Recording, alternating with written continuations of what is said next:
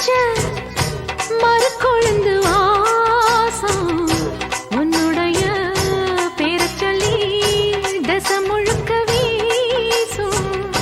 கல்லு மேல செதுக்கு வச்ச கவிதை இந்த நேசம் இப்பிறப்பும் எப்பிறப்பும் தொடரும் இந்த பாசம். சோறும் குடிநீரும் வேணாம் மாமா உன்னை பார்த்தாலே.